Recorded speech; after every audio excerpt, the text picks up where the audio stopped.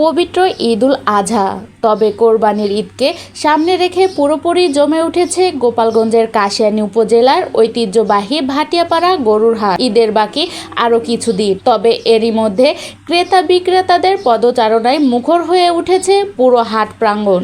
স্থানীয় ব্যবসায়ী ও ইজারাদের সূত্রে জানা গেছে, এই হাটেই শুধু গোপালগঞ্জ জেলায় নয়, বরং পার্শ্ববর্তী নড়াইল ও ফরিদপুরের আলফাডাঙ্গা থেকেও বিপুল সংখ্যক খামারি ও বিক্রেতারা তাদের পালিত পশু নিয়ে হাজির হয়েছেন। ক্রেতাদের নজর মাঝারি ও বড় গরুর দিকে। হাটে আসা বেশ কয়েকজন ক্রেতার সাথে কথা বলে জানা গেছে, এবার কোরবানির জন্য মাঝারি ও বড় সাইজের গরু চাহিদা সবচেয়ে বেশি। তবে হাটের প্রথম দিকে উপচে পড়া ভিড় থাকলেও অনেক ক্রেতাই এখনই তাড়াহুড়ো করে কিনছেন না। এই গরুটা সম্পূর্ণ দেশি খাবার খাওয়ানো হয়েছে। সম্পূর্ণ দেশি বলতে হচ্ছে পুরা ভুসি এবং দেশি ঘাস, এতে কোনো ফিট খাওয়ানো হয়নি এবং সম্পূর্ণ হালাল গরু। যে নিবে অবশ্যই সে লাভবান হবে। 5 মণ 5.5 মণ হবে, 2 দাঁত। চাচ্ছি 2 লাখ, 1,50,55 এরকম দাম হচ্ছে। আমাদের বাসা আলফাডাঙ্গা।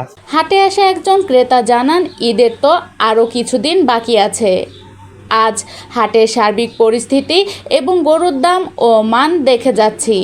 আগামী হাটে দেখে শুনে চূড়ান্তভাবে কোরবানির পশু কিনব।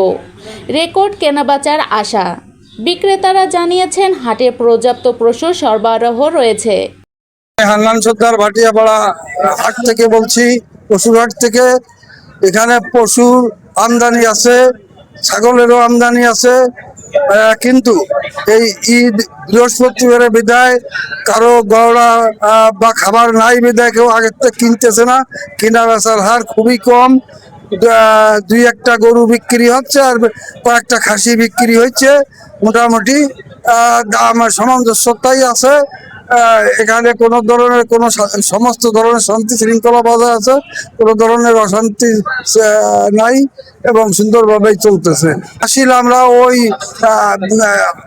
খুব কম, যেমন ছাগলে 150 টাকা আর গরু 3 আসছে 500 টাকা। আধার প্রতি আমরা নেই না। নিরাপত্তা ভালো আছে, এখানে আমাদের পুলিশও লাগে দামবাড়ি চায়, এখানে এমনি শান্তশিষ্ট আছে এবং দাম ও ক্রেতাদের নাগালের মধ্যেই।